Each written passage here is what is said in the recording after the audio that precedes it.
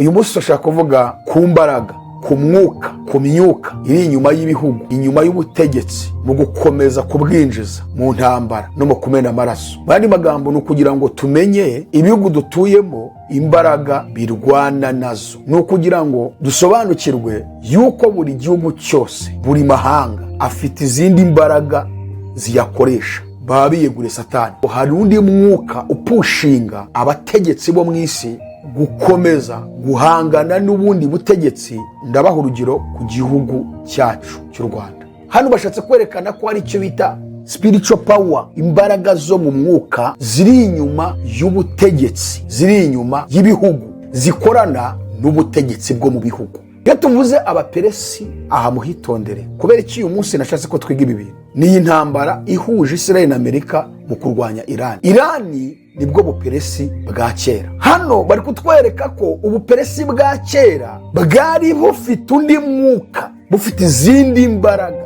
zikorana nabwo. Amateka ya Irani cyangwa se abaperesi, Irani yigeze kuba inshuti igacudika cyane na Israel, baranakorana cyane pe. Israel ifite marayika uyirinda. Uyu munsi murebe misile Irani iri gusoka kuri Israel, za Tel Aviv, ya miji yari myiza cyane, barimo barayitwika. Ariko Israel ukabona bihagazeho barakomeye. Kubera iki? Aho ntabwo yaba ari marayika ujyagarikira Bisirayeli ukomeza kubagarikira, kuko ukurikije imbaraga Irani iri gukoresha kuri Israel. Rero nashaka gukangura abantu bose kugira ngo mwe gukomeza kurebera ibintu muri geopolitique, ni murebera ibintu mu mwuka nubwo muri mu mubiri. Murebe ko hari izindi mbaraga bibatera guhindukirira Imana. Ntambara zica abantu benshi. Muze abantu bari gupfa muri Israel, muze abantu bari gupfa muri Kongo, muze abantu bari gupfa muri Sudan, muze abantu barimo barapfa muri Ethiopia, muze abantu bari gupfa za Somalia, muze abantu bari gupfa muri za Pakistan, muze abantu barimo barapfa Ukraine, muze abantu bari gupfa mu burasirazuba bwo hagati muri Israel, muze abantu bari gupfa muri Iran. Ndimo ndabwira itorero abahamagawe bakwiriye kurebera ibintu mu mwuka batabirebera mu mubiri. Ntabwo ari ibisanzwe. Niyo mpamvu Yesu yavuze ngo muzumve iby'intambara nimuhaze intambara. Kuki yabivuze? Yarimo kugaragaza umujinya wa Satani, uburyo uzagaragarira mu mahanga, mu bategetse, mu bihugu, mu kwicana, mu kumena amaraso, mu guteza kaga n'imibabaro mu isi, kugira ngo abantu benshi bajye bagenda barimbutse, Satani abona bazisasira. Hari imbaraga z'umwijima n'iz'Imana zirwana ku birebana n'amahanga. Niyo mpamvu ibibazo by'ibihugu bitaba ari politics gusa, hoya, ahubwo hariho n'uruhare rw'imbaraga z'umwuka zitagaragarira amaso y'umubiri. Turabategereje abakunzi bacu ba Ayaloni TV, muze twige ijambo ry'Imana. Ab'iki gihe bakeneye ijambo ry'Imana. Ayaloni TV ni urubuga nyamwuga. Ayaloni TV ni urubuga rukuri. Ayaloni TV.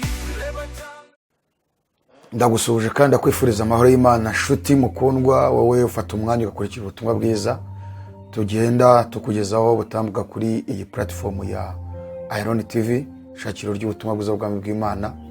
Ndabasuhuje muri mwese mu bihugu bitandukanye ku migabane yose yo ku isi, kandi turashimira cyane buri wese, turashimira buri wese kubw'umwanya we, kubera yuko iyi si turimo muri iki gihe cya none tugendera ku ijambo rivuga ngo time is money, igihe n'amafaranga. Abantu rero barasiganwa n'igihe kugira ngo barebe ko hari icyo bakwigezaho. Niyo mpamvu iyo ufashe umwanya nk'uyu nguyu ugakurikira ubutumwa bwiza, n'ubuntu bukomeye cyane bugeretse ku bundi ubugiriwe. So rero mwese Imana ibahe umugisha cyane, kandi bakomeze muri ibi bihe bikomeye, ibihe biruhije abagenzi, ibihe bigoye isi yose, kuko iyo twitegereje muri iki gihe cya none tukareba ibikubera mu isi, ni ibintu bikomeye cyane, kubera yuko imfubyi ziri kugwira mu isi, abapfakazi baragwira, ubukene bukomeje kwiyongera mu isi, inzara, kubera izi ntambara ziri kuba hirya no hino ku migabane yo ku isi, haba umugabane wa Afurika, umugabane wa Aziya, mu karere k'uburasirazuba bwo hagati, ndetse no kuri bihugu bishyira ku mugabane w'Uburayi. Urabona Uburusiya ndetse na Ukraine So iyo twitegereje tureba mu isi tukabona hari ibintu bikomeye cyane, ubwicanyi, amaraso arameneka ku manywa na nijoro. Ni ibigaragaza ibihe duhagazemo kandi ibihe bya nyuma bisaba yuko umuntu wese akwiriye kureba bikamuhindukira isomo, kuko ntacyo twahindura kandi ijambo ry'Imana rirabivuga. Yesu yarabihanuye, umwuka yohereje mu isi mu ntumwa zirongera zirabihanura. Niyo mpamvu n'ibyahanuwe birimo gusohora, kandi ibi byose Bibiliya ivuga yuko ni ibigaragaza umusozo w'isi. Iyi si rero turimo ni isi igomba kurangira. Mu yandi magambo, irashaje, igomba kuvaho, Imana ikazana iyindi nshya, kandi iyo nshya ifite abantu bayiteguriwe bazayibamo. Bibiliya iravuga ngo ni ibyo gukiranuka kuzabamo. Soma Ibyahishuwe igice cya 21 hereye ku murongo wa 1 kugeza ku murongo wa 5. Yohana yarabibonye, aravuga ngo mbona ijuru rishya n'isi nshya, kuko ijuru rya mbere n'isi ya mbere byari byashize, n'inyanja yari itakiriho. Mbona ururembo rwera Yerusalemu nshya rumanuka ruva mu ijuru ku Mana, rwiteguwe nk'uko umugeni arimbishirizwa umugabo we. Numva ijwi rirenga rivuye kuri ya ntebe rivuga riti, dore ihema ry'Imana riri hamwe n'abantu, kandi izaturana nabo bazaba abantu bayo, kandi Imana ubwayo izabana nabo, iba Imana yabo. Izahanagura amarira yose ku maso yabo, kandi urupfu ntiruzabaho ukundi, cyangwa umuborogo, cyangwa gutaka, cyangwa kuribwa, kuko ibya mbere bishize. So hano rero baratwereka ko hariho ijuru rishya n'isi nshya. Yesaya yarabivuze ngo ni ijuru rishya n'isi nshya, ibyo gukiranuka kuzabamo. Bibiliya yivuze ijuru rishya ntabwo bishatse kuvuga ijuru Imana ituyemo, kuko Bibiliya yongeye kutwereka yuko hariho amajuru ageze kuri 3, niko Pawulo yavuze mu rwandiko yandikiye Abakorino rwa 2 ibice 12 uhereye ku murongo wa 3. Yaravuze ngo nzi umuntu wazamuwe akajyanwa mu ijuru rya 3. So hariho rero amajuru 3. Ijuru ringire tubona ry'ibiguruka ndetse n'ibicu, hakaba ijuru ry'izuba n'ukwezi n'inyenyeri, hakabaho n'ijuru ry'Imana. Iyo tubireba byose, tubireba hano mu kirere, tubona ariho kuzamuka, ariko siyansi yitubwira yuko ugiye mu kirere utazamuka aho gutambika. Iyo ni siyansi bivuga, ariko Bibiliya ivuga yuko mu by'ukuri kujya mu ijuru ari kuzamuka. Eliya ajyanwa mu ijuru yarazamuwe, niko bitubwira. Yesu ajya mu ijuru yarazamuwe, ngo nuko arazamurwa, igicu kiramubakingiriza. Eliya nawe ngo arazamurwa, na Enoki ngo yarazamuwe. Aho hose bitubwira yuko kujya mu ijuru ni ukuzamurwa, ntabwo ari ukumanuka. Ndetse niyo irimo gusobanura Imana imanuka ije kuvuga n'abantu, ivuga kumanuka, ntivuga ngo gutambika. So siyansi rero hari bimwe ivuga ukabona bisa nkaho ari byo, ariko ibindi byinshi 99.8% ni ibinyoma. So byose kandi ni uburyo bwo kuyobya ikiremwa muntu. Rero iri juru rya 3 ni ijuru ry'Imana. Ijuru Imana izakuraho Yohana yeretswe ndetse n'isi ni risanzure, kuko yisomye mu gitabo cy'Itangiriro, Imana itandukanya amazi ikarema ahumutse ikahita ubutaka. Hanyuma rero ngo amazi amwe ikayabumbira hamwe ikayita inyanja. Hanyuma ngo hari ayo yashyize hejuru, hari n'ayo yabumbiye hamwe yita inyanja. Ayo yashyize hejuru Bibiliya ivuga ngo Imana yashyize hejuru mu isanzure, isanzure ryita ijuru. Niko Bibiliya ivuga, isanzure ryita ijuru. Iri sanzure rero tubona niryo rirangwamo ibyo byose tuvuze, ibicu, ibi bigusha imvura, ndetse niho tubona ibiguruka. Hakaba noneho nanone ahari izuba, ukwezi, inyenyeri. Ibi byose bibarizwa mu cyitwa isanzure. So rero iryo ni ryo juru Bibiliya ivuga rizakurwaho, kubera ko aho hose umwanzi yarahigaruriye. Isomye mu rwandiko Pawulo yandikiye itorero rya Efeso igice cya 6 uhereye ku murongo wa 10 kugeza ku murongo wa 14, Pawulo yaravuze ngo ibisigaye mukomerere mu mwami no mu mbaraga z'ubushobozi bwe bwinshi. Mwambare intwaro zose z'Imana kugira ngo mubashe guhagarara mudatsinzwe n'uburiganya bwa Satani, kuko tudakirana n'abafite amaraso n'umubiri, ahubwo dukirana n'abatware, n'abafite ubushobozi, n'abategeka iyi si y'umwijima n'imyuka mibi y'ahantu ho mu ijuru. So urumva rero iri jambo ryo nshaka rivuga ngo n'imyuka mibi y'ahantu ho mu ijuru. So iri juru rero tubona, iri sanzure, atmosphere, ni ukuvuga ngo hose harafashwe, umwanzi arahakontorora, arahafite. Niyo mpamvu Imana izakuraho iri sanzure, iri juru, ikarivanaho, ikazana isanzure rishya, ikavanaho n'iy'isi, ikazana isi nshya. Mu yandi magambo, niba hazabaho isi nshya, hagomba kubaho n'ijuru cyangwa se isanzure rishyashya. Kandi ngo ibyo byose uko ari bibiri, ijuru rishya n'isi nshya, ngo ni aho ibyo gukiranuka kuzabamo, kuvuga ngo bizabamo abakiranutsi. Isi rero irashaje, kuko ibiri kuyikorerwamo bigaragaza ko iri kugenda igana ku ndunduro, iratobaguritse. Ninde wo kuyisana? Ntawe, kuko mu ntego z'Imana si ugusana isi, ahubwo mu ntego zayo ni ukuyikuraho, ikazana ijuru rishya n'isi nshya, ibyo gukiranuka kuzabamo. Bibiliya itubwira Satani yirukanwa mu ijuru mu Byahishuwe igice cya 12 umurongo wa 12. Satani yirukanwa mu ijuru ry'Imana koherezwa mu isi. Hari indirimbo yaririmbiwe mu ijuru, iririmbwa n'abakuru, iririmbwa n'ibizima, iririmbwa n'abamarayika bikiranya, baravuga ngo wajuruwe namwe abaririmo nimwishime, naho wowe wasiwe, nawe wanyanjawe mugushije ishyano, kuko Satani amanukiye afite umujinya mwinshi, azi yuko afite igihe gito. Ahantu ni ahantu hajyantera ubwoba, ari nacyo tubigarukeho uyu munsi. Urumva Satani ubwe umujinya yamanukanye n'ijuru ubwaryo ryarawuhamije,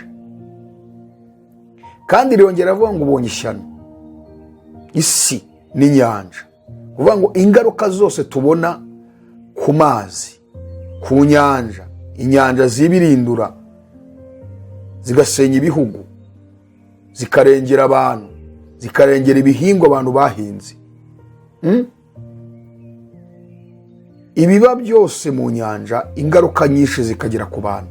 Ni wa mujinya wa Satani. Hanyuma Bibiliya yivuze isi, ibivuze cyane ikiremwa muntu, kuko isi yaremewe umuntu ngo ayituremo. Rero kuba yavuze ngo wase ubonye ishyano, yavugaga ikiremwa muntu. Ingaruka nyinshi ziba ku butaka ni ukugira ngo ikiremwa muntu kibabare. Satani rero uyu mujinya yamanukanye arawusuka ku mahanga, arawusuka mu bihugu, arawusuka mu butegetsi, arawusuka mu bwami. Uvuga ngo ni wa mujinya, izi ntambara muri kubona mu isi zose ni wa mujinya. Uyu munsi rero tuguha ikaze kugira ngo bane natwe, kuko tugiye kuganira imbaraga zikomeye, imyuka, umwuka uri inyuma y'ibihugu,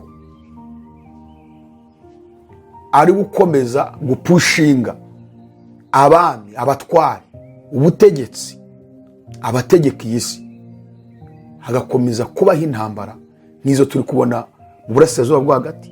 Urabona USA ndetse na Israel uburyo bahanganye na Iran. Murebe Iran ibyo irimo irakora, ibihugu birenga 10 yirirwa iteramo ibisasu. Niko abantu bapfa, niko ibintu byangirika, ibikorwa remezo birangirika. So kandi Amerika na Israel nabo gutera Iran, ibyo bari gukora niko abantu bapfa, niko ibikorwa remezo byo muri Iran byangirika. Mbega nagahinda mu isi. None tuze hano muri East Africa, mu karere kacu k'ibiyaga bigari, muri ibihabera, muri intambara maze imyaka igeze muri 30 ya Congo na M23 ndetse ngo na FARDC, igisirikare cya Congo, ariko kandi muri politiki bavuga ko n'u Rwanda narwo rurimo rwateye ngo Kongo, hanyuma u Rwanda narwo rugashinja Kongo gucumbikira FDLR kugira ngo igaruke kurwanya u Rwanda. Ibyo bigatuma abantu, amamiliyoni y'abantu, ibihumbi byinshi bikomeza gupfa, haba abagabo, abagore, abakecuru, abasaza, abasore n'inkumi. Niko muri Kongo hakomeza kuba imfubyi n'abapfakazi. Ayo ni amarira, iyo ni imiberongo ikomeza kuzamuka ikagera ku Mana, kandi byose byarahanuwe. Ejo bundi nabishe inyigisho ivuga ngo aya mafarashi ane avuga mu gice cya 6 yose arimo arirukanka mu isi kandi ntagishobora kuyahagarika. Ifarashi y'umweru, ifarashi itukura cyane, ifarashi y'umukara n'ifarashi y'igitare igajutse. Aho ni amafarashi Yohana yeretswe yose aserutse muri iyi si, kandi yabona ku muvuduko mwinshi. Ifarashi ni inyamaswa igira imbaraga, ni ifarashi n'inyamaswa igira umuvuduko mwinshi. Ifarashi n'inyamaswa ikomeye ifite ubudahangarwa. Ifarashi ntiginanirwa, kandi ifarashi ikoreshwa mu ntambara. Ugiye mu mateka ya Isiraheli, mu mateka y'abami, hakiriho za empire kera hataraza iterambere ryo kurwana k'uyu munsi uko barwanisha tekinoloji.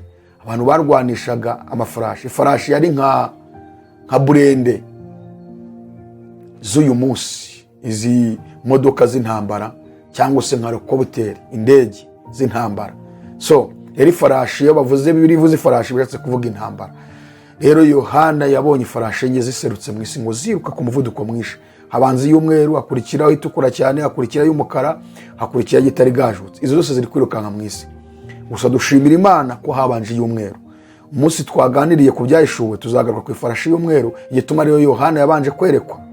Yerekwa n'uwari uyicayeho, ahabwa umuheto kandi ahabwa ikamba, abwirwa kugenda anesha kandi ngahora anesha. So hakurikiraho itukura cyane, ngo wari uyicayeho yahawe gukura amahoro mu isi ngo bicane, kandi ahabwa inkota ndende.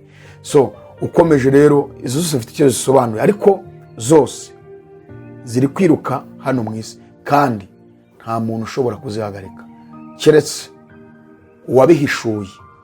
Niwe wenyine uzahagarika izo farashi. Uwabihishuriye Yohana ninde? Yesu Kristo, umwami w'abami, umutware utwara abatware, umugaba w'ingabo ku rugamba. Tugiye gusenga Imana rero, tugwaha ikaze kugira ngo wumve neza ibyo tugiye kuganira uyu munsi. Amazina yanjye nk'uko bisanzwe nitwa Jarick, ikingeneye ni pasiteri, nkaba ndi misiyoneri, nkora umurimo w'ubumisiyoneri. Mu yandi magambo, tuvuga ubutumwa hirya no hino mu bihugu bitandukanye, kandi twinjira mu ngo z'abantu, icyo bita mu ndimi z'amahanga door to door, urugo ku rundi, tubigisha ijambo ry'Imana. Nyoboye umuryango witwa Iron Family of Jesus Christ Ministries International. Ni umuryango uhuriramo abizera batandukanye bari mu bihugu byose byo ku isi, kandi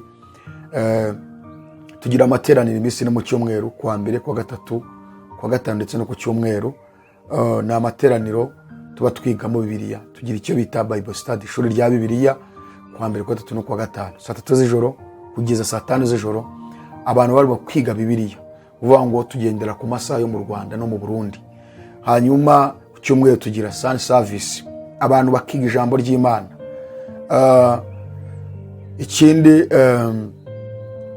turi gutoza abantu kuba intumwa za Kristo kugira ngo bose bahaguruke bajyane ubutumwa, tuvuge ubutumwa bwa nyuma, kuko Yesu niyo misiyo asigiye itorero. Ni ukujyana ubutumwa, si ukwicara, si ukwicaza abantu ngo babe mu idini baribemo barinde barisaziramo, nabo kandi bagasaza ari injiji, ntacyo bazi.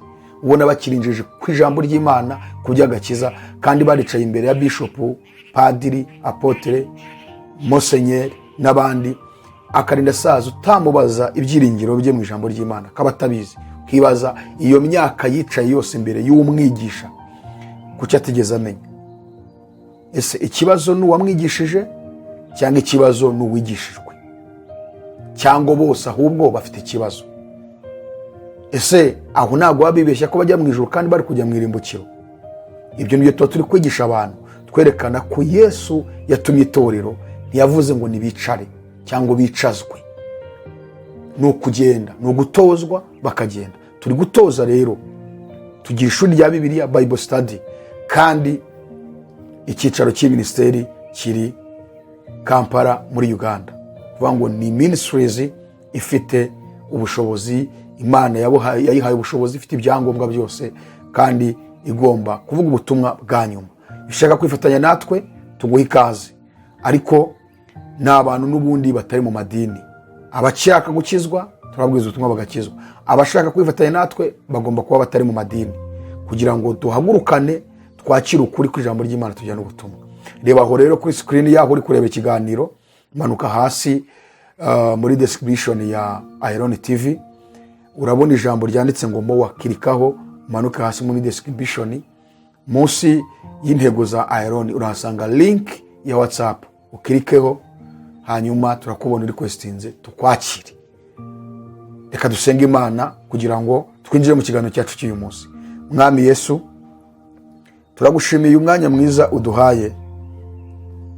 Turakwinginze ngo bwira ubwoko bwawe, bwira abantu bawe aho bari hose ku isi, babashe kumva ibihe duhagazemo, basobanukirwe isi n'icyerekezo cyayo aho ituganisha, kandi basobanukirwe bahishurirwe umujinya wa Satani ari gusuka ku kiremwa muntu, ku byaremwe byose, kuko yababajwe nuko umuntu yaremwe, yirukanwa mu ijuru aza mu isi kubera ubwibone.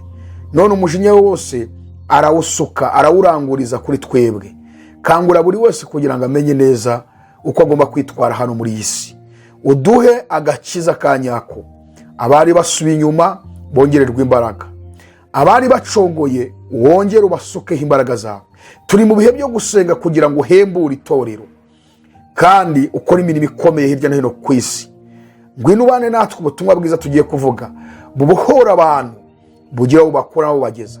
Duhagaritse imbaraga zose z'umwijima zabangamira ubutumwa bwiza.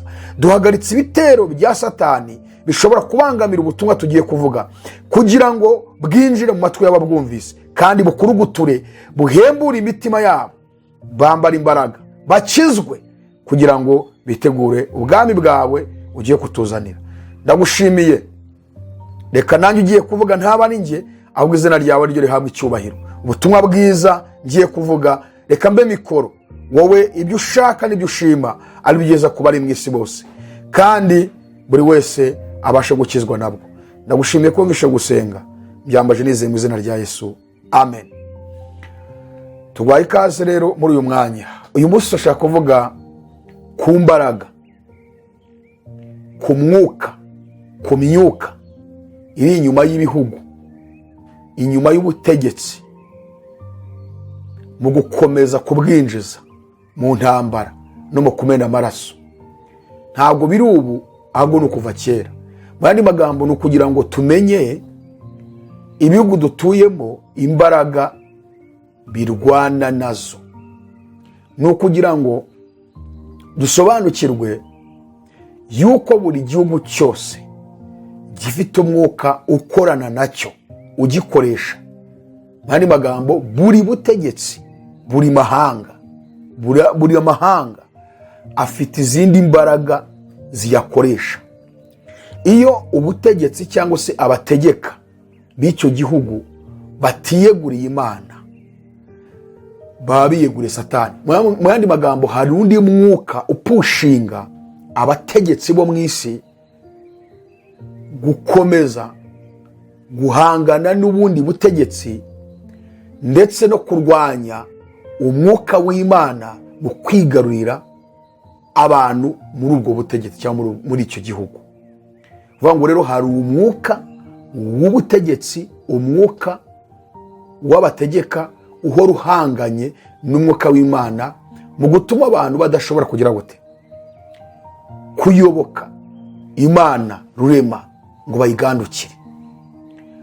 Urugero ndabaha urugero ku gihugu cyacu cy'u Rwanda. Mu minsi yashize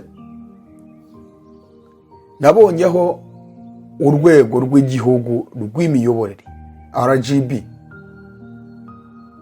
basohoye amabwiriza, ni mu mwaka ushize. Muri ayo mabwiriza basohoye ni amabwiriza arebana n'iby'iyobokamana. Muri ayo mabwiriza hari harimo amabwiriza menshi, ariko rimwe ryaravuga ngo nta muntu wemerewe kongera guhanura ibirebana n'iherezo ry'isi cyangwa n'irangira ry'isi. Iyo bavuze ngo nta muntu wemerewe guhanura ku iherezo ry'isi, ku irangira ry'isi, ku mperuka, baba bashatse kuvuga ngo haba ubyigisha, haba ubibwiriza, haba uwabyeretswe, haba uwabihishuriwe, agomba kubigumana we ubwe. Ayo mabwiriza arasohotse, niba ngombwa muzatubwire twongere tuyagarure tuyabasomere. Bivuge ngo mu madini yose ya Gikristo cyangwa se na Isilamu nubwo itemera Yesu Kristo umwami n'umukiza, ariko nabo ni abantu bakunda kwigisha ku bintu by'imperuka.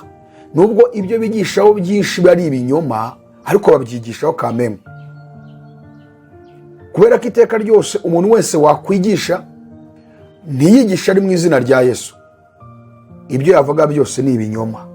Ariko Isilamu ikunda kugaruka cyane kuri Jehanamu, ikunda kuvuga ku iherezo ry'isi, abantu uburyo bazajya muri Jehanamu cyangwa se Gehenomu, uburyo Muhamadi wabo azagaruka. Mbega Isilamu ikunda kubyigishaho cyane, sibyo? Abakristo, abafite imyizerere ya Christianism, nabo bakunda kubyigishaho. Rero sinibaza ko uru rwego rw'igihugu rw'imiyoborere RGB rwaba rwarabitegetswe n'Imana kubuza abigisha iby'imperuka, abigisha iherezo ry'isi, irangira ry'isi. Sinzi niba ari Imana yaba yaraje data wa twese ikaza kubibabwira. Icyakoza ntabyemeza ko hari indi Mana yabibabwiye, kuko ubundi Imana ni ebyiri. Bibiliya ivuga yuko hariho Imana y'iyi si, Imana y'abiki gihe, hakabaho n'Imana rurema, muremyi w'isi n'ijuru. Ko Pawulo yandikiye Abakorinto mu rwandiko rwa 2 ibice 4 umurongo wa 3, ab'Imana y'iki gihe yahomye imitima kugira ngo umucyo w'ubwiza, umucyo w'ubutumwa bw'ubwiza bwa Kristo utabatambikira. Bibiliya rero ifata Satani ikamwita Imana y'iki gihe, Imana y'abiki gihe. Satani ni Imana y'abiki gihe, ni Imana y'abisi. Hakabaho n'Imana rurema, data wa twese, umwami w'ijuru n'isi. So rero sigitangaza ko Imana y'abiki gihe ishobora gukoresha urwego rw'igihugu rw'imiyoborere RGB guhagarika kongera kwigisha ku by'imperuka, kuko baravuze ngo icyo bashingiyeho mu kubuza iyo nyigisho ngo nuko ari ukubuza abantu, bega ni uburyo bwo guhungabanya umutekano w'abantu, kuko ngo muba muri gutuma abantu badatekereza ejo hazaza habo, ngo bashaka uburyo bakora biteza imbere. Mu yandi magambo, uvuze yuko imperuka igiye kuba, utuma abantu baparika ibikorwa, ugatuma abantu bahungabana, bakumva ko n'ibyo bakora baba bari kuruhira ubusa, n'ubundi ejo n'ubundi imperuka izaba. Rero nimwongere kubyigisha. Ariko aha n'icyitonderwa ni ugukurikirana tukareba neza za mbaraga, za zindi nyinde wa mwuka uri inyuma y'ibihugu, uri inyuma y'ubutegetsi, uri gupushinga abategetsi mu kurwanya ukuri n'umwuka w'Imana, mu kwigarura imitima y'ab'Imana yaremye. Kandi uyu mwuka ukorana n'abategetsi. Reka dusome twumve icyo biri bivugaho kugira ngo tubihuze n'ibirimo biraba mu bihugu. Guhera kuri cya gihugu cyacu cy'u Rwanda wumva cyarwanyije ibyo bintu byo gusenga ntibakibishaka, kuvanga abantu barajya mu butayu gusenga byarahagaritswe, gusengera mu mazu yabo byarahagaritswe, yewe no gushyira amateraniro menshi mu madini, nubwo nayo madini nayo yayobye nta n'icyamariye abantu, nabyo barabihagaritse. Ntibakibishaka ko bashyiraho, bakunda gukora ibiterane, amateraniro menshi, kundi bareka abantu bagiye gukora. Hanyuma si icyo gusa, kubera yuko ibihugu byinshi ntabwo ibintu byo gusenga bakibishaka. Dusome igitabo cy'umuhanuzi Daniel ibice 10, reka dusome duhere ku murongo wa 1. Ntacyo. Mu mwaka wa 3 wo ku ngoma ya Kuro umwami w'Ubuperesi Dariyo wahimbwe Beluteshazari, hari icyo yeretswe kandi cyari cy'ukuri, ari cyo ntambara zikomeye amenya icyo ari cyo, ibyo yeretswe biramusobanukira. Muri iyo minsi jyewe Daniel namaze ibyumweru 3 ndira, nta mutsima naryaga nubwo ari mwiza, nta nyama cyangwa vino, ntacyo nasamiraga, kandi sinihezuraga kugezaho ibyo byumweru kari 3 byose bishiriye. Ariko ku munsi wa 24 w'ukwezi kwa mbere, nari ku nkombe y'uruzi runini rwitwa Hidekeru. Nuko ntereye amaso mbona umugabo wambaye umwenda w'igitare, yarakenyeje izahabu nziza yacukuwe Ufazi, kandi umubiri we wasaga na yasipi, amaso ye yasaga n'umurabyo, amaso ye yasaga n'amatabaza yaka umuriro, amaboko ye n'ibirenge bye byasaga n'imiringa isenywe, kandi ijwi ry'amagambo ye ryari rimeze nk'iry'abantu benshi. Ni jye Daniel gusa wabonye ibyo neretswe ibyo, ariko abantu twari kumwe ntibarakabibona, ahubwo bahinze umushyitsi cyane, barahunga barihisha. Nubwo sigaraho njyenyine mbona ibyo byerekanywe bikomeye, sinasigarana intege, ku bwiza bwanjye bwampindukiyemo ububore, ndatentebuka. Ariko numvaga ijwi ry'amagambo ye, nkiryumva ngo anubamye, ndarabirana nk'usinziriye. Nukaza ukuboko kunkoraho kurambyutsa, kumfukamisha amavi n'ibiganza, arambwira ati, yewe Daniel mugabo ukundwa cyane, umva amagambo ngiye kukubwira, haguruka weme, kuko uyu munsi ngutumweho. Amaze kumbwira iryo jambo, ndahaguruka mpagarara ntengurwa. Ahera karambwira ati, witinya Daniel, kuko here ku munsi watangiriyeho gushishikarira gusobanukirwa no kwicisha bugufi imbere y'Imana yawe, amagambo yawe yarumviswe kandi niyo anzanye, ariko umutware w'ubwami, ndagira ngo uyu murongo wa 13 tuwumve neza, ariko umutware w'ibwami bw'Ubuperesi amara iminsi 21 ambuza. Nyuma Mikayeli umwe wo mu batware bakomeye aza kuntabara, ntinda mu bambi b'Ubuperesi. Nuko none nzanywe no kugusobanurira ibizaba ku bantu bawe mu minsi y'imperuka, ko ibi byeretswe ari iby'igihe gishize kera. Amaze kumbwira ayo magambo, ncuri ku mutwe ndumirwa, maze haza wasaga n'umwana w'umuntu akora ku munwa wanjye, mpera ko mbumbura akanwa kanjye, ndavuga mbwira uwari umpagaze imbere nti, databuja, ibyo neretswe byatumye imibabaro yanjye ingarukamo nkabura intege. Mbese nkanjye umugaragu wawe nabasha ne kuvugana na databuja ko nta ntege ngifite kandi ntagihumeka neza? Wasaga n'umuntu arongera nkoraho, arankomeza arambwira ati, yewe mugabo ukundwa cyane, witinya, amahoro abe muri wowe, komera, koko komera. Tukivugana mera ko ndakomezwa, ndavuga nti, databuja vuga kuko nkomeje. Arambwira ati, uzi ikinzanye aho uri? Dore ubu ngiye gusubira kurwana n'umutware w'Ubuperesi. Ndagira ngo ahantu muwumve neza. Nimara kugenda, umwami w'ubugira icyo arahera ko azi, ariko ndagusobanurira ibyanditswemo byo mu byanditswe by'ukuri, kandi abo nta wundi dufatanije kubarwanya keretse Mikayeli umutware wanyu. Ndagira ngo dusome uyu murongo wa 20 ndetse n'umurongo wa 13 tubihuze. Haravuze ngo, ariko umutware w'ubwami bw'Ubuperesi amara iminsi 21 ambuza. Nyuma Mikayeli umwe mu batware bakomeye aza kuntabara, ntinda mu bami b'Ubuperesi. Umva no murongo wa 24, nuko none nzanywe no kugusobanurira ibizaba ku bantu bawe mu minsi y'imperuka, kuko ibyo weretswe ari iby'igihe gishize kera. Umurongo wa 20 arambaza ati, uzi ikinzanye aho uri? Dore ubu ngiye kugusubirayo kurwana n'ubutware bw'Ubuperesi.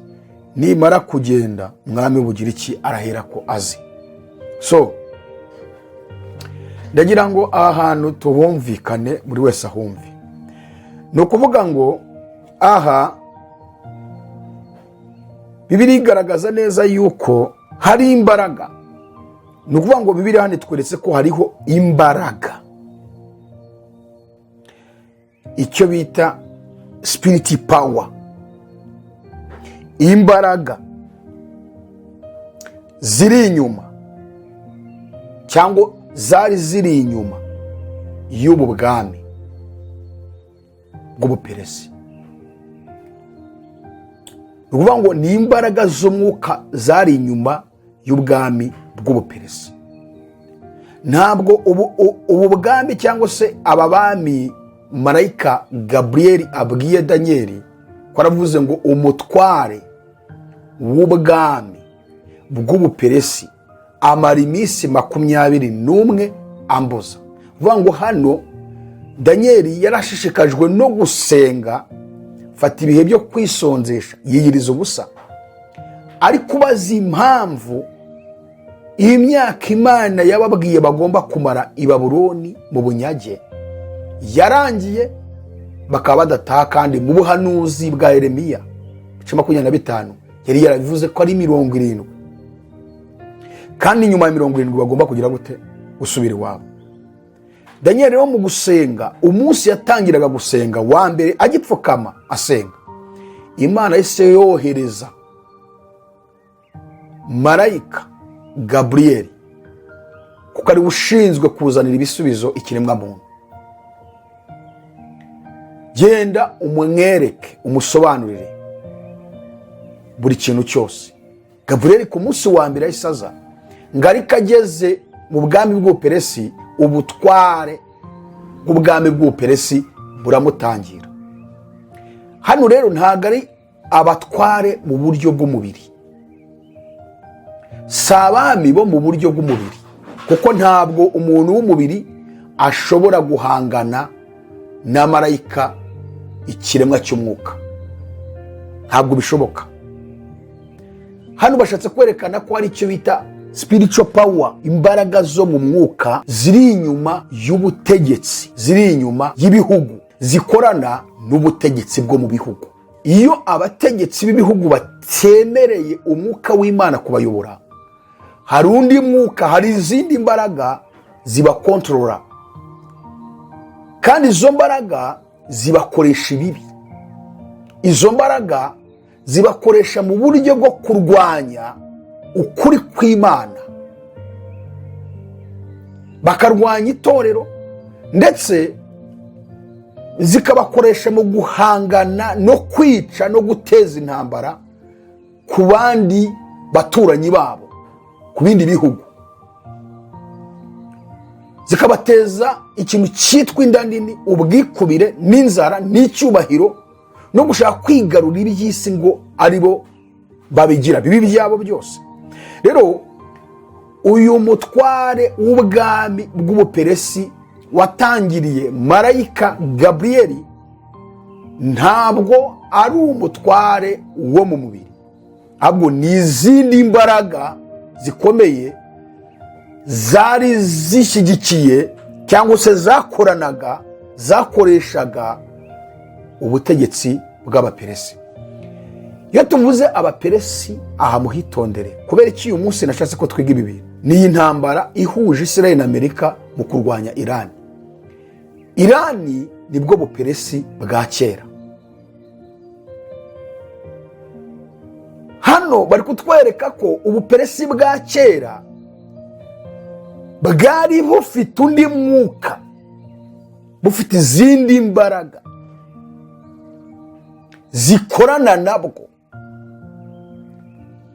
Nubwo umwami Kuro amaze kwigarurira Babuloni muri 539 mbere y'ivuka rya Yesu, murabizi ko Abamedi n'Abaperesi nibwo bigaruriye Babuloni, bakuyeho Nebukadinezari cyangwa se bakuyeho Belushazari, umuhungu wa Nebukadinezari. Hari icyo Imana yaravuze ku Bisiraheli no kuri uyu mwami Kuro w'Ubuperesi. Imana yaravuze ko uyu Kuro ari uzarekura Abisiraheli bagataha iwabo. Mu yandi magambo, Daniyeli ari gusenga abaza Imana, ese ko imyaka 70 twabwiwe nawe mwami unyuze mu muhanuzi Yeremiya ko yashize, tukaba tugumya? Nubwo yari arimo arasenga abaza Imana, ntabwo byari gushoboka yuko bataha, kuko uwagombaga gusohoza ubu buhanuzi yari Kuro w'Ubuperesi. Rero marayika Gaburiyeli azaniye ibisubizo Danyeli yuko Abaperesi aribo bagomba kurekura Abisirayeli bagataha. Za mbaraga z'Ubuperesi zitagaragara, wa mwuka ukorana n'Abamedi n'Abaperesi, yatangiriye marayika Gaburiyeli, kuko yari abizi neza yuko Abaperesi aribo bazagira uruhare gutahuka kw'Abisirayeli bavanwa i Babuloni basubira iwabo. Yanga ko iyo message Gaburiyeli azaniriye Danyeli imugeraho. Wa mwuka w'Abaperesi, ndagira ngo turebe uyu mwuka w'Ubuperesi bwa kera mu guhangana na Isiraheli, mu kurwanya ko Isiraheli yahabwa ibisubizo bivuye ku Mana. Turebe uyu mwuka, izi mbaraga zakoranye nabo kera, niba n'uyu munsi bakizifite. Igihe cyacu ni gitoya, kuko tuzagaruka tubereka amateka ya Irani cyangwa se Abaperesi. Irani yigeze kuba inshuti igacudika cyane na Isiraheli, baranakorana cyane pe, ndetse bagize n'ubwo rwose bashyizeho uburyo bwo kujya batabarana mu ntambara, cyane ko Isiraheli igeze no gukorana na Irani mu kurwanya Irake, ubwo Irake yarwanaga na Irani, kandi Isiraheli ifasha Irani gutsinda Irake. Muri icyo gihe basa nkaho bashwanye.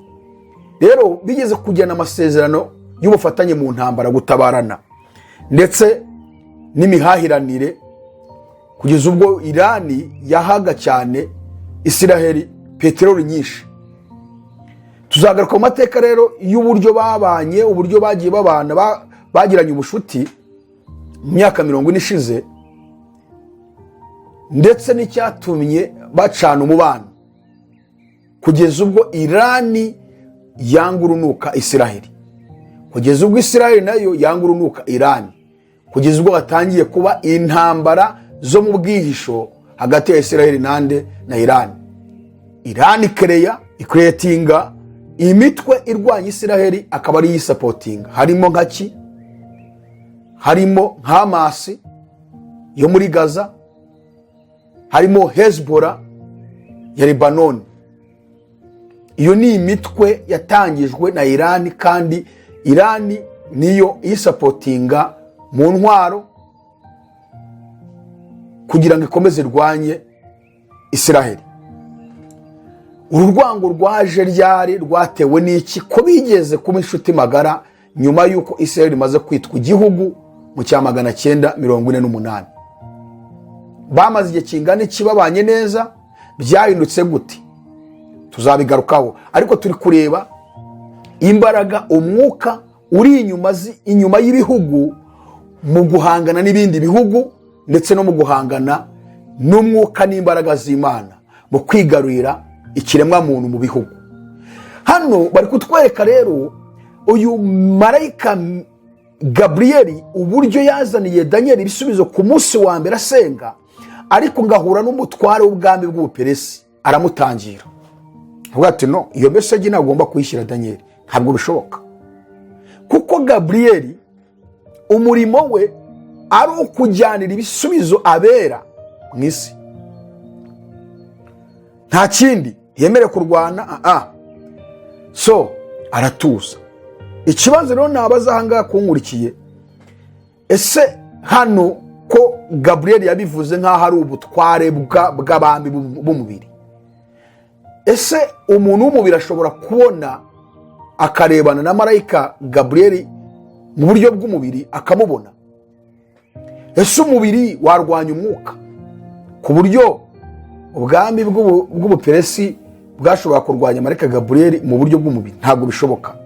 Hano nubwo marayika Gaburiyeli yabivuze muri ubu buryo, ahangaha Bibiliya ishaka kutwereka neza mu buryo bugaragara bufatika yuko hari imbaraga ziri inyuma y'ibihugu, ziri inyuma y'ubutegetsi bwo mu isi mu guhangana no kurwanya ukuri kw'Imana, ndetse no gushaka kwigarurira ikiremwa muntu. Izi mbaraga nizo zahanganye na marayika Gaburiyeli. Ninde wazigijeyo? ni marayika Mikayeli. Nubwo bimeze bityo, Gaburiyeli amaze kugera kuri Daniyeli, kubera ko Mikayeli Bibiliya tubwira ngo ni umutware ujya ahagarikira ubwoko bwa Isiraheli. Aha naho benshi bajya bavuga yuko Isiraheli ifite marayika murinzi ubarinda. Urabona iyi intambara zose Isiraheli irwanye irazitsinda. Nubwo itazitsinda ngo bubone birarangiye, ariko igabanya ubukana bw'abaziteguye mu kuza gukura Isiraheli. Ariko ahantu hose Isiraheli irwanye bigaragaza ko yagize power abandi bari hasi yayo. Rero benshi bagasobanura yuko hari marayika urwanirira Isiraheli, marayika urinda abisiraheli.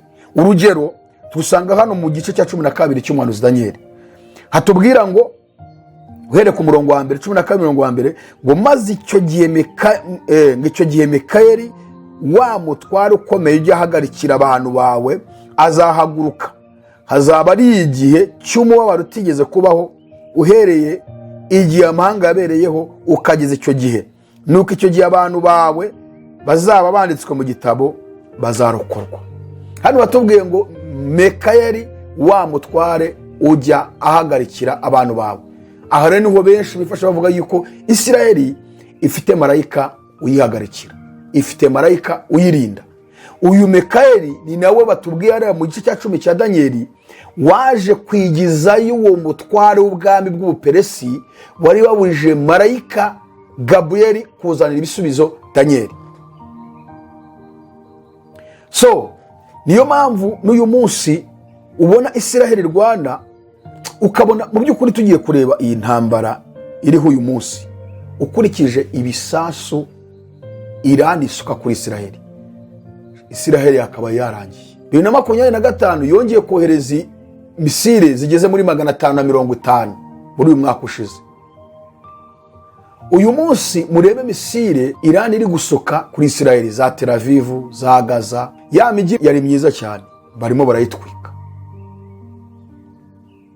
Ariko Isiraheli ukabona bihagazeho barakomeye. Kubera iki? Aho ntabwo yaba ari marayika Mikayeli ujyagarikira Abisiraheli ukomeza kubagarikira, kuko ukurikije imbaraga Irani iri gukoresha kuri Isiraheli bakabaye bashize.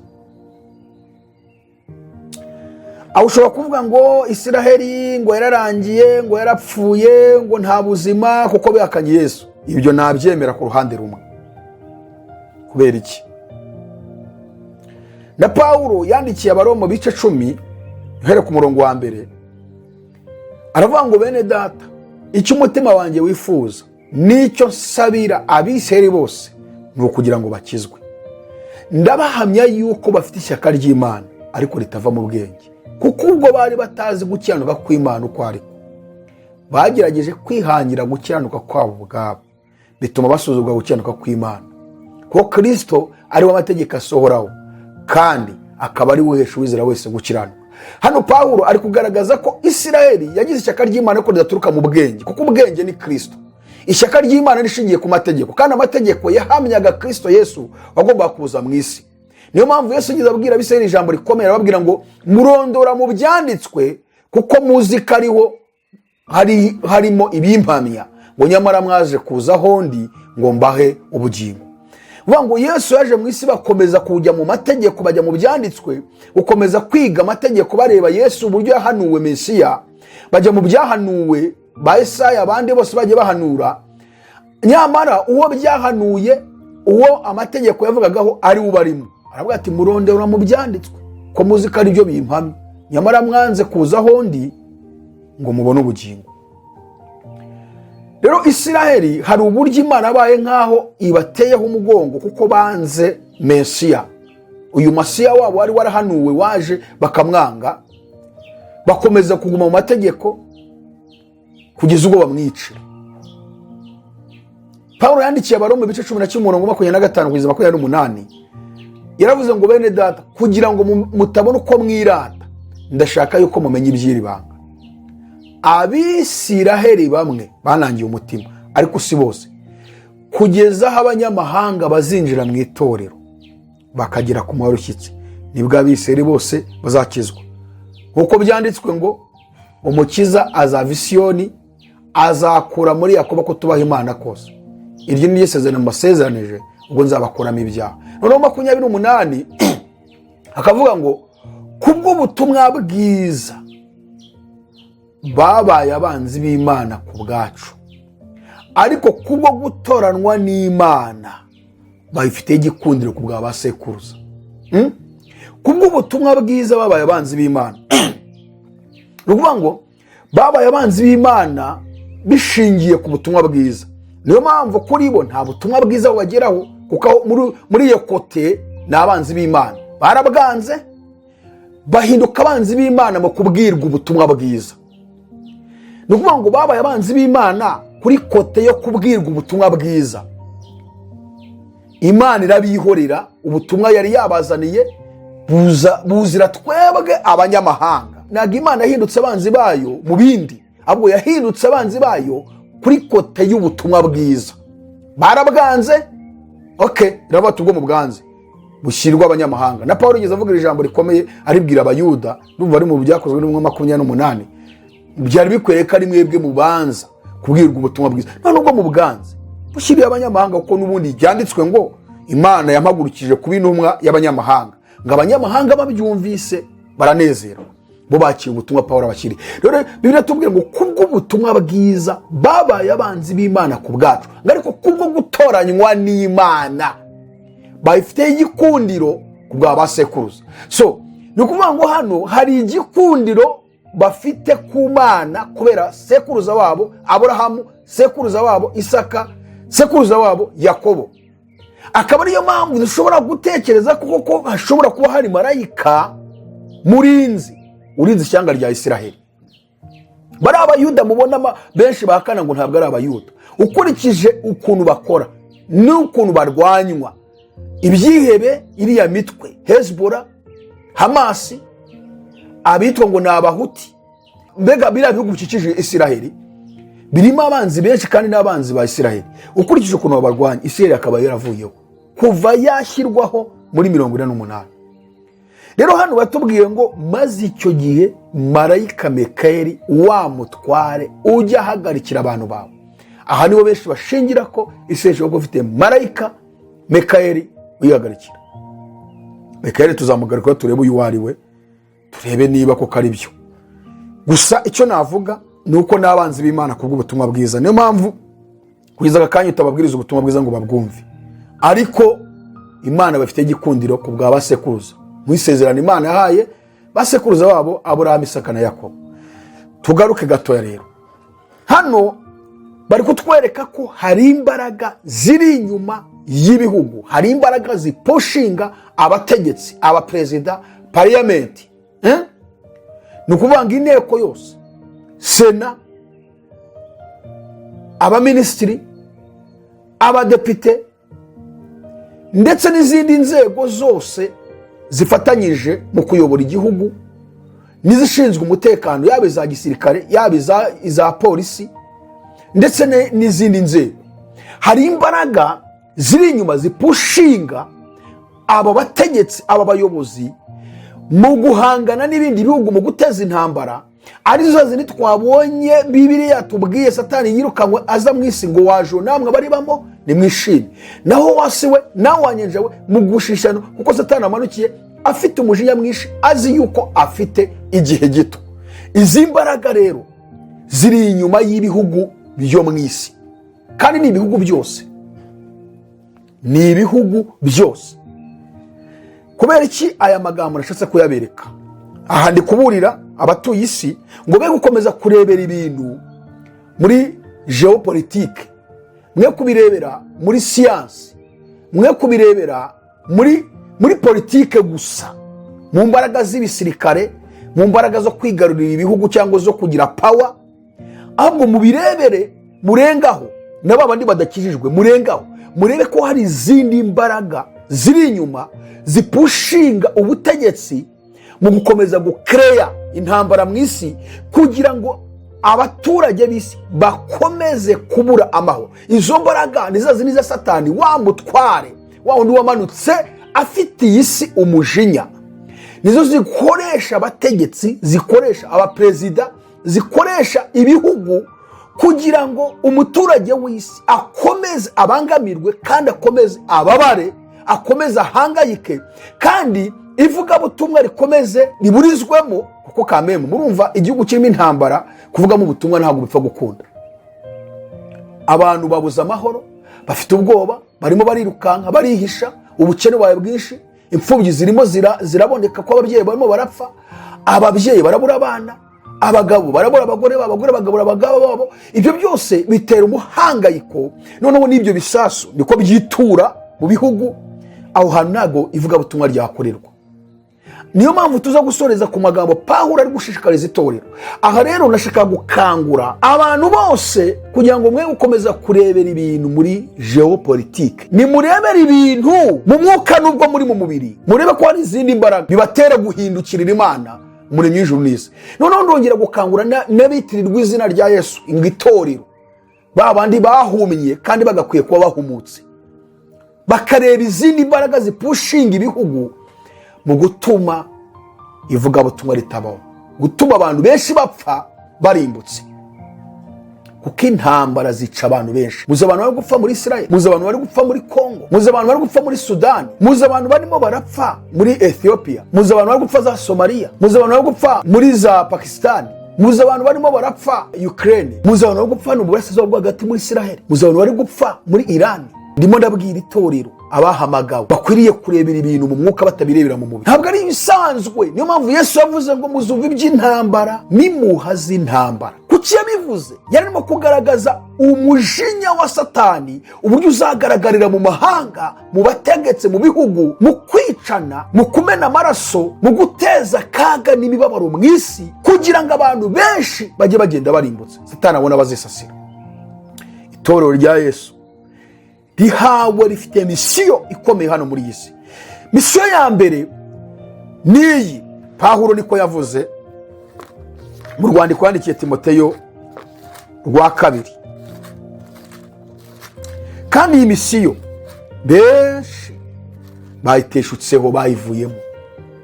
Urwandiko rwa mbere ibice 2 umurongo wa mbere, aha ni wakuyemo misiyo ya mbere itorero rihawe hano muri iyi si, kandi tugomba kuyikora, tugomba kuyishyira mu bikorwa, kuko ni inshingano nk'abizera bari hano muri iyi si.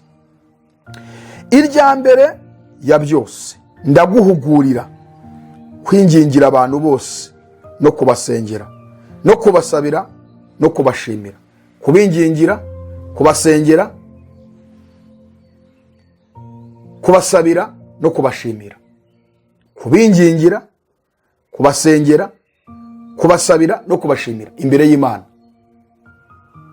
Ni ukuvuga ngo imbere y'Imana muri misiyo duhawe nk'itorero mu isi ni ukwingingira abantu bose, kwingingira ibihugu, abategetsi, tukabingingira imbere y'Imana. 2, tukabasengera. 3, tukabasabira ibyo badashoboye kwisabira, akaba twe tubisaba Imana, tubibasabira. 4, tukanabashimira. Bo nibanze gushima kuko ntago bazi iby'Imana ikora byiza kuri bo, akaba ari twebwe duhagara muri uwo mwanya tukakora amasengesho yo gushimira Imana ikomeza kurinda abategetsi bo mu isi kandi ari abanyabyaha. Noneho hano avuga ikomeye cyane umurongo wa 2 ngo ariko cyane cyane abami n'abatware bose, kugira ngo duhore mu mahoro, tutabona ibyago, twubaha Imana kandi twitonda rwose. Kugira ngo tube mu mahoro, tutabona ibyago, twubaha Imana kandi twitonda rwose. Aravuze ngo ariko cyane cyane abami n'abatware bose, kugira ngo tube mu mahoro, tutabona ibyago, twubaha Imana kandi twitonda rwose. Ni ukuvuga ngo igihe cyose hatabayeho amahoro, kubaha Imana biragoye. Kugira ngo tube mu mahoro, tutabona ibyago, twubaha Imana kandi twitonda rwose. Igihe cyose igihugu, ibihugu birimo intambara, ntabwo ibi bintu bine bishobora kubaho. Ntitwaba mu mahoro, ntitwakubaha Imana, ntidushobora kwitonda rwose, kandi dushobora kubura ibyago, ko ibyago biba bihari, kugira ngo tube mu mahoro tutabona ibyago, twubaha Imana kandi twitonda rwose. Mbere ya byose nakwingingira gusengera abantu bose, ariko cyane cyane abatware n'abategetsi. Ni ukuvuga ngo itorero mwisaho muri hose, abizera mu nyumva barimo kumva ururimi ndimo ndavuga, murebe ibirimo biraba mu isi. Iki ni cyo gihe cyo kugira ngo abizera ba nyabo bingingira abatware, babasengere, babasabire, babashimire. Ni ukuvuga ngo ni igihe cyo kugira ngo dusengera ubutware bw'isi, kuko izi mbaraga ziri inyuma y'ibihugu, ziri inyuma y'amahanga, ntabwo zemera na gatoya ko ibihugu bibaho mu mahoro. Kandi intego ni imwe yabo y'izo mbaraga, ni ukugira ngo ibi bintu bibeho, he kubaho amahoro, he kubaho kubaha Imana, he kubaho kwitonda rwose. Niko Pawulo avuze, kugira ngo tube mu mahoro tutabona ibyago, twubaha Imana kandi twitonda rwose. Bivuge ngo mu ntego ya Satani, mu ntego y'izi mbaraga zipushinga abategetsi, ibihugu zitagaragarira amaso, spiritual of power, izi mbaraga zitagaragarira amaso y'umubiri, ntabwo zishaka yuko ibihugu biba mu mahoro, ntabwo zishaka kubaho ko ibihugu bibaho bitabona ibyago, ntabwo zishaka ko abaturage bari mu bihugu babaho bubaha Imana, ntabwo zishaka ko babaho bitonda rwose, ntabwo zibishaka. Niyo mpamvu ubu butware bw'ubwami bw'ubuperesi bwahagaritse marayika Gaburiyeli kuzanira ibisubizo Danieli, kugira ngo abisirayeli babeho mu mahoro, be kubona ibyago, bitonde rwose, kandi barindire isezerano ko risohora ryo gutaha iwabo. Ahubwo zagira ngo bakomeze kubaho mu gushidikanya, bakomeze gukora ibibi, be gutangira kwitonda no kwitoza kubaha Imana, ko bagiye gusubira iwabo i Yerusalemu. Izi mbaraga z'ubutware bw'ubuperesi nizo uyu munsi zigipushinga abaperesi, ariyo Irani, mu kurwanya Isiraheli, mu kurwanya Leta Zunze Ubumwe za Amerika. Kandi izi mbaraga, ubu butware, ni nazo zipushinga nanone kandi Amerika ndetse na Isiraheli mu kurwanya Irani. Urumva hano baratwereka yuko Irani ubu butware bwahozeho kuva kera. Gaburiyeli azaniye ibisubizo Danieli, aravuze ati, ukimara kwinginga umunsi wa mbere, naroherejwe kugira ngo nzanire ibisubizo wowe Danieli. Ariko ubutware bw'ubwami bw'ubuperesi, umutware w'ubwami bw'ubuperesi arantangira, ambuza kuza. Ntabwo uyu mutware w'ubuperesi ntabwo yari ubwami busanzwe bw'umubiri, abategetsi b'umubiri. Ni nayo mpamvu ageze no hasi yaramubwiye ngo, dore ubu ngiye gusubirayo. Nubwo nsubiyeyo, ariko nanone ngiye guhangana n'ubutware bw'ubwami bw'ubuperesi. Niko batubwiye. Reka nongere masome muwumve. Ku murongo ngira ngo wa 20, arambaza ati, uzi ikinzanye aho uri? Dore ubu ngiye gusubirayo kurwana n'umutware w'ubuperesi. Nimara kugenda, umwami w'Ubugiriki arahera ko azi. Urimo urabyumva? Marayika yaje atangirwa n'uyu mutware. Marayika Mikayeli uhagarariye ubwoko bwa Isiraheli araza mwigizayo, ibisubizo Danieli arabihawe. Aramubwira ati, rero nubwo mbiguhaye, dore ngiye gusubirayo nanone, kandi ndongera mpangane n'uyu mutware w'ubwami bw'ubuperesi. Kuvuga ngo rero ubu bwami mubona bwa peresi, aba baperesi mubona Irani, aba bafite izindi mbaraga. Ejo nahoze ndi gusoma amateka yabo, ndi gusoma n'ibyo bakora iyo hapfuye umuntu ukomeye mu gihugu.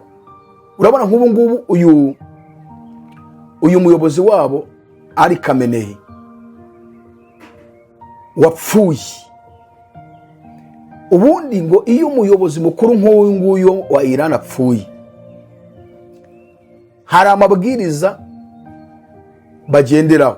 Ni amabwiriza y'imyemerere ya Gishiya, kuko bafite imyemerere ya Isilamu ariko y'Abashiya.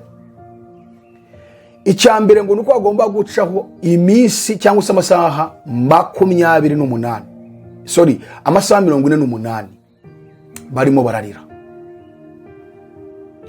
Barira yaba abana, yaba abasore n'inkumi, yaba abakecuru n'abasaza. Umva, buri wese itegeko nuko agomba kurira. Niba ugiye gusura abantu ugenda urira, ugenda usange barira, mufatanye muriri, kubera ko umuntu wabo yagiye, umuyobozi wabo. Bifata iminsi 2, amasaha 48. Waba wabaye mu mutima waba utabaye urarira. Mwarabibonye ejo bundi umuyobozi, ngira ngo ni umuyobozi mukuru wa gisirikare, aza arimo gutangaza ko uyu umuyobozi wabo yapfuye.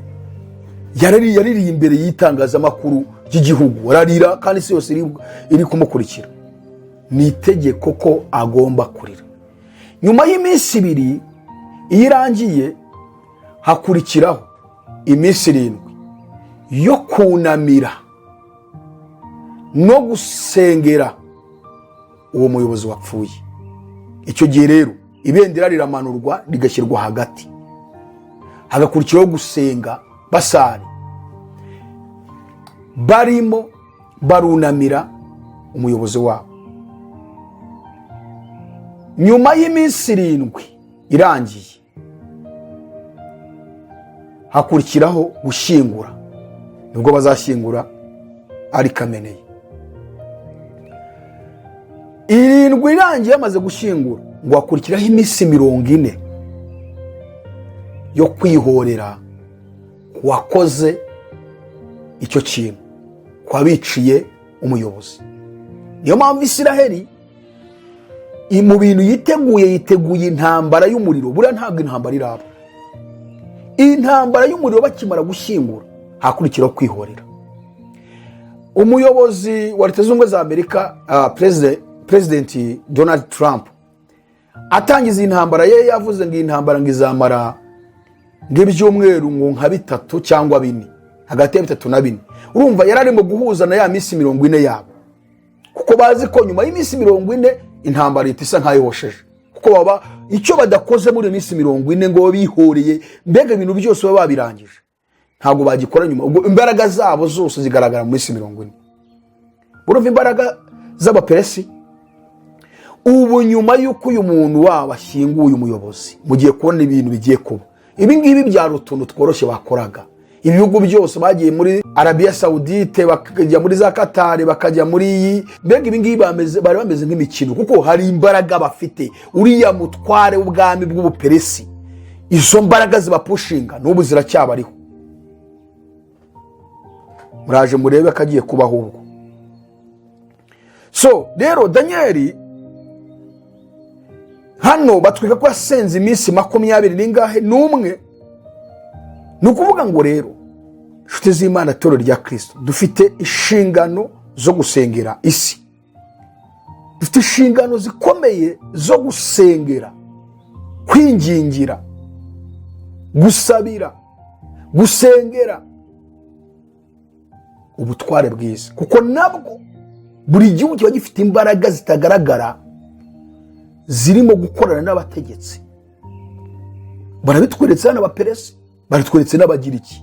Kuvuga ngo hariho intambara zo mu mwuka ziri inyuma y'ibihugu zipushinga, arizo ziri gupushinga Leta Zunze Ubumwe za Amerika, ziri gupushinga Isiraheli, ziri gupushinga Iran, zipushinga Kongo, zipushinga u Rwanda, zipushinga Angola, zipushinga. Ni ukuvuga ngo izi mbaraga z'intambara yo mu mwuka ntabwo zigaragarira amaso y'umubiri.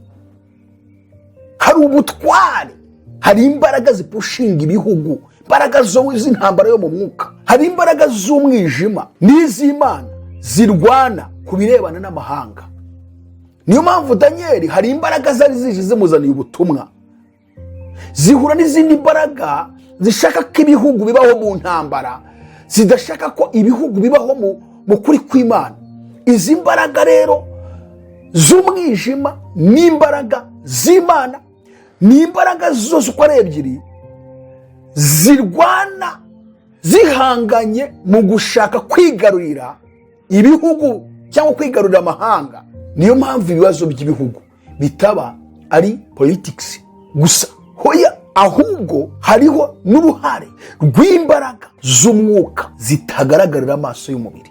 Iri torero rya Yesu rikwiriye kubireba, rikamenya uburyo rirwana, rikamenya ibyo rihangana, kuko ni twebwe duhagarariye isi y'umwuka mu bihugu turimo.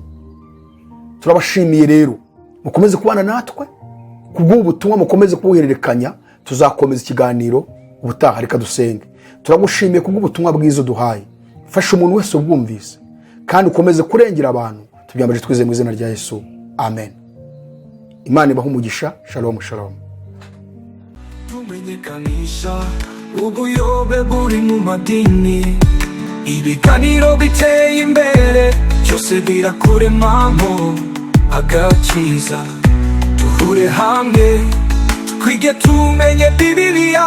Ayaloni TV ni urubuga rukuri. Ayaloni TV, reba tangaza amakuru rurisha.